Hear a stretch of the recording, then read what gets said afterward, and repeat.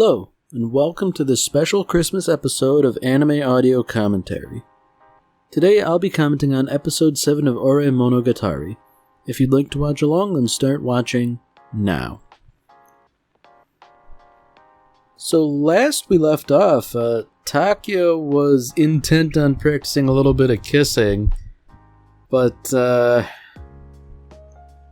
well, it seems like it's all sort of water under the bridge now, presumably, but boy. You know, I can't fault Takeo's enthusiasm, but maybe he could have picked a better target, you know? All said, it seems like he's encountered a bit of trouble. I'd imagine these two guys mean business in relation to some sort of a club or something. I mean, surely they're not just jumping him out of nowhere.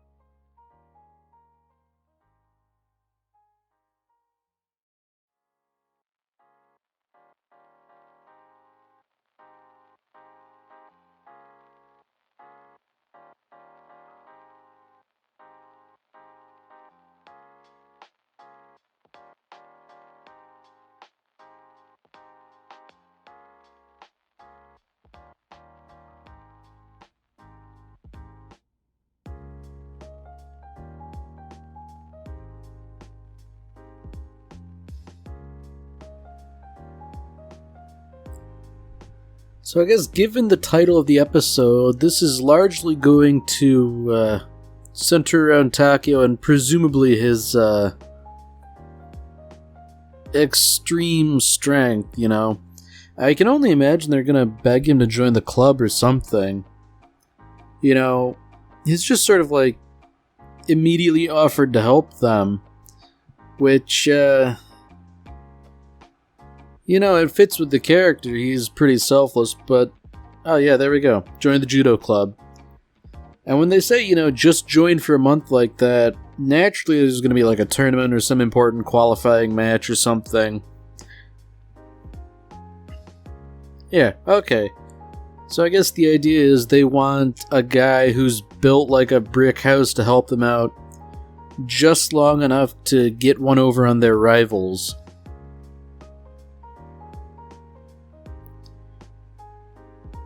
So it's clearly really important to them, there's a whole bunch of reasons why they need somebody to help them and why he's the only one for the job, but I feel like they're not really making a compelling argument. I mean, that said, a compelling argument is never strictly necessary to get Takeo to help them. But I'm wondering, by virtue of committing to this, what's the catch here? Surely he's going to have to, train for a month or something, but what does he have to give up in exchange,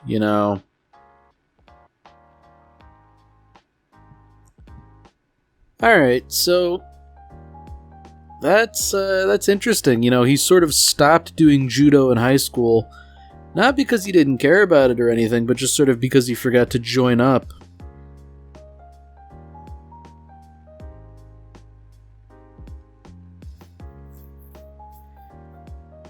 It's interesting that Takeo says, he's not a dead ringer or anything.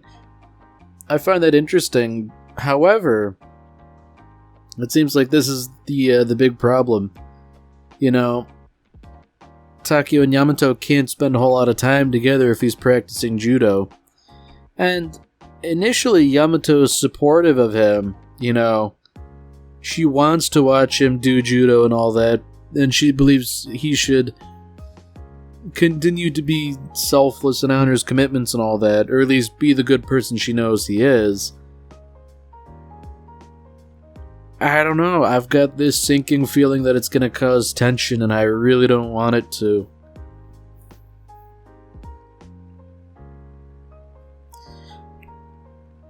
Now, I'm wondering just how hard Takeo's going to actually have to train. Because, like, he did mention that the guys that were talking to him were second years, meaning they'd be older than him, but judging based solely on appearances, you know, he was bigger than both of them by a considerable margin. Like, I recognize that there's a fair bit of physics involved in judo, like you have to know what you're doing to apply force and torsion and all that. But I feel like having a really big stature is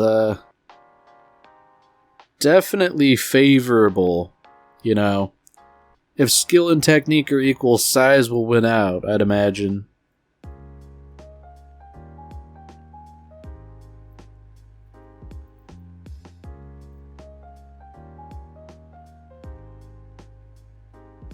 You know, surely if Yamato sort of has to resort to sneaking around and watching the club, surely she could just be invited in.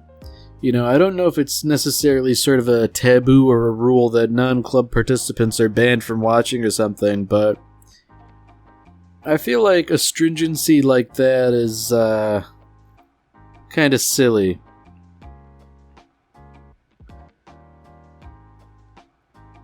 Okay, so I know the new issue, you know.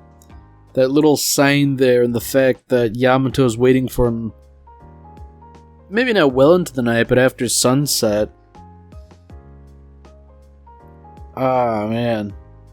So I feel like either he's really going to tell her not to come around anymore and that'll disappoint her, or she'll continue to do so anyways and something bad will happen.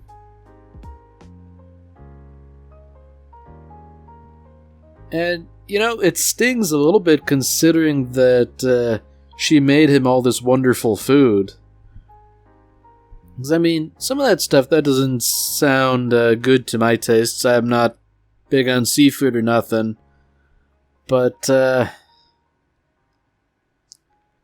really hoping they understand each other and that this doesn't cause any friction or tension. I mean, if nothing else, you know, the food has encouraged Takeo to continue training harder. And this is actually a nice bit of stylization showing, like, their text conversations over a montage. And it's kind of a tricky way to reuse some footage, too, but I won't begrudge Studio Madhouse that.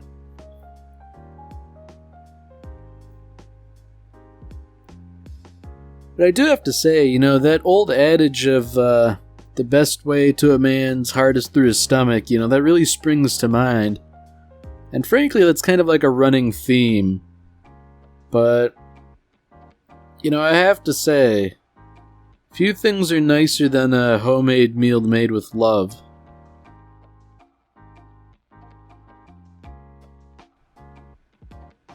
Well, I guess the takeaway from this segment is that despite, you know, the passage of time, you know, couple days, couple weeks, whatever, there doesn't seem to be any issues so far.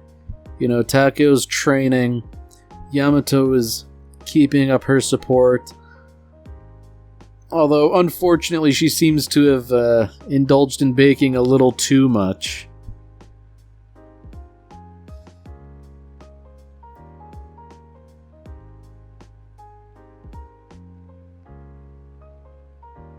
Oh dear, here we go.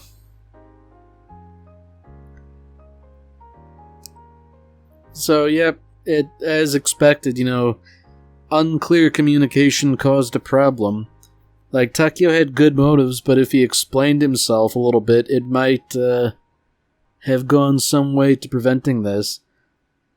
you know, I can't blame Yamato for misunderstanding, but if it weren't for Makoto to sort of talk some sense into everybody, this might have gotten bad.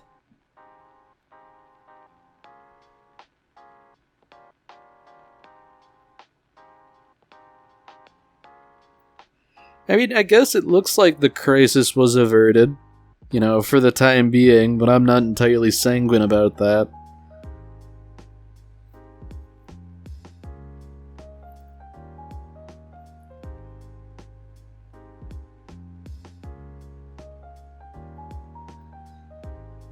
Yeah, you know, like, this relationship is going pretty well, you know. Even if Yamato's not telling Takeo herself, she's pretty open about loving him. And maybe it's a quirk of the translation, but like, I would say love is a pretty serious word you shouldn't bandy about willy-nilly. But, I don't know, maybe she's being serious.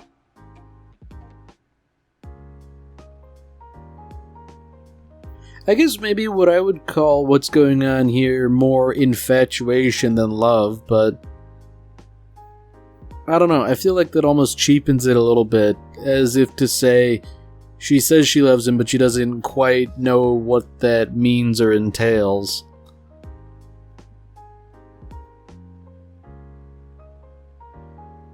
Alright, so Makoto's hyping up the judo match. That makes me wonder if perhaps Takeo's gonna blow it. Because on the one hand, he's saying, you know, Takeo's reliable, you know, the type to never miss a penalty kick and all that. But I'm wondering if this is a little bit of foreshadowing, you know. Makoto's saying, yes, he's reliable. We, the audience, knowing that he's built like a brick house, you know, he should be a shoo-in for winning a judo. But I'm wondering if maybe Yamato's presence there, cheering him on as she undoubtedly will be, will maybe cause him to be a little less focused than perhaps he should be. I think that would be interesting because, you know, Takeo wouldn't blame her, I don't think. Even if somebody did attribute blame, like, obviously she would take it poorly and he would go to great lengths to try and reassure her. Oh dear. Yeah, you know, I'm a little worried about the possibility of that happening.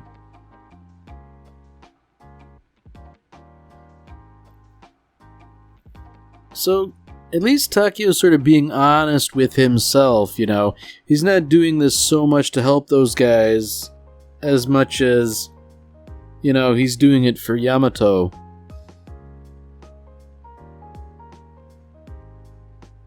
Alright, here's some good stuff. You know, Yamato's very clearly concerned.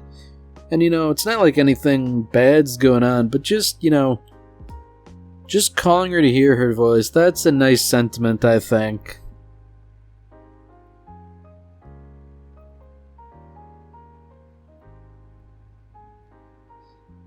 You know, I feel like, it was sort of implied that he was, like, walking by her apartment or whatever.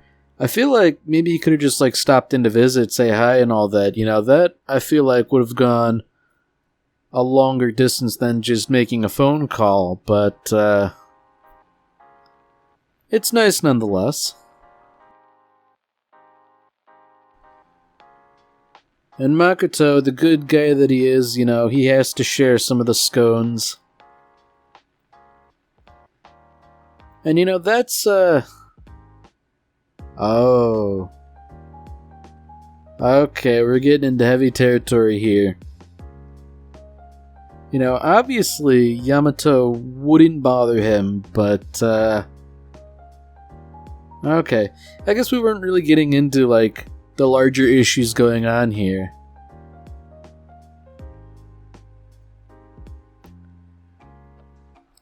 Yeah, what would these guys do without Makoto sort of telling them what's going on?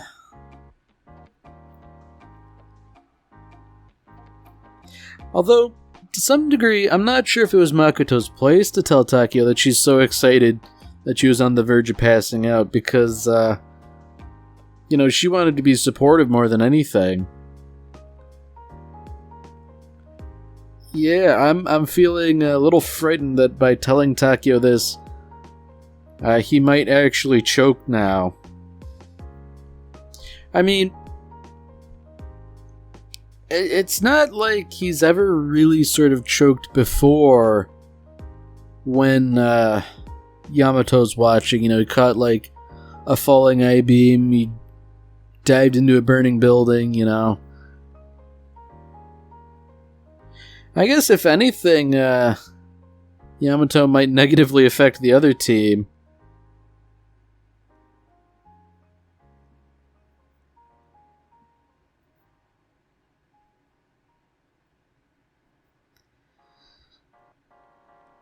Okay, so this is the angle. It's a bit of trash talk. This guy, he's too good to lose to somebody who's been fooling around with a girlfriend. But, Takio hasn't been doing that. And I think he's sort of, whether he realizes it or not, he's correctly intuited that this guy's just talking trash out of jealousy. Or envy, rather.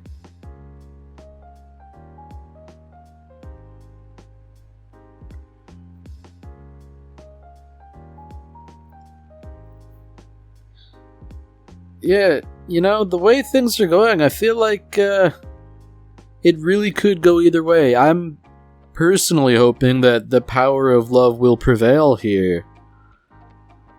But I feel like Takio losing would induce more drama, which, I don't necessarily like it, but it would make for an interesting story, I think.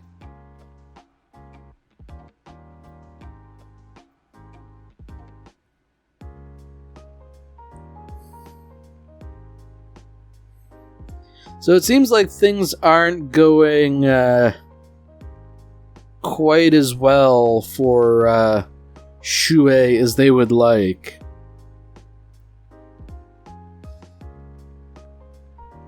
So unfortunately, it seems as though everything is now riding on Takio.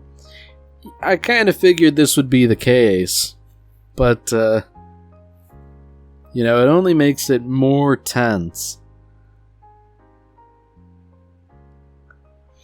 I'm hoping that stone-faced look is a look of pure and utter determination and unrelenting focus and not like, indigestion or dyspepsia or something.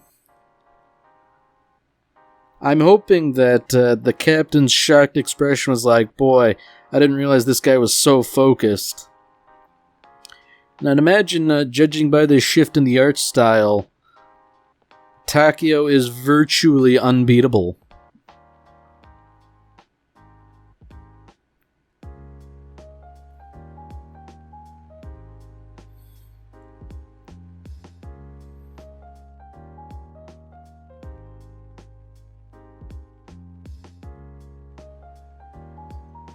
It's nice that they sort of like stepped up the animation a little bit for an action scene like this. It's not like an anime like this is super heavy on high action and animation, but, I guess if there's only a couple scenes they can really afford to dump the budget into it. It's nice, I definitely appreciate it. Alright, so I can only imagine that because there's been a penalty called on him, Takio is now taking the lead. I don't know how scoring works or anything like that, but he's definitely maintaining a calmer disposition, which I think will be to his benefit in the long run.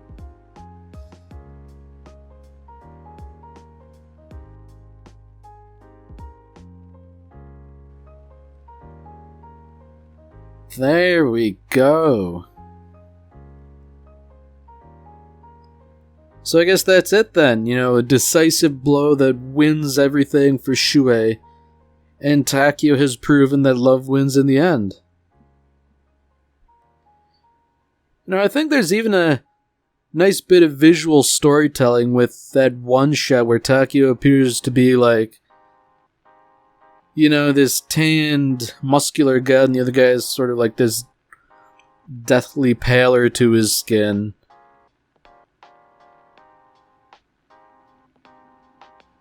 Man, that's some good stuff, Yamato and Takio, they finally get to reconcile now because, it's been a month in the span of this episode and they haven't really been spending any time with each other. And this is probably the perfect way to end it, Takio says, I won, and in large part because you were cheering me on, there we go. Way to just press his advantage and really secure a next level victory.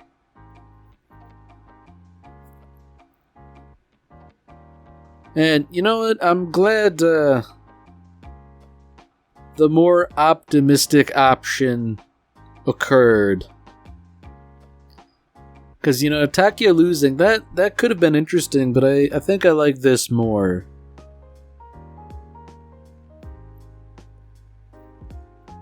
And it's interesting now that they each sort of see each other in the constellations. I'm not exactly one for picking out images in the stars, but I appreciate that they are and that they both see each other in the natural beauty of the cosmos.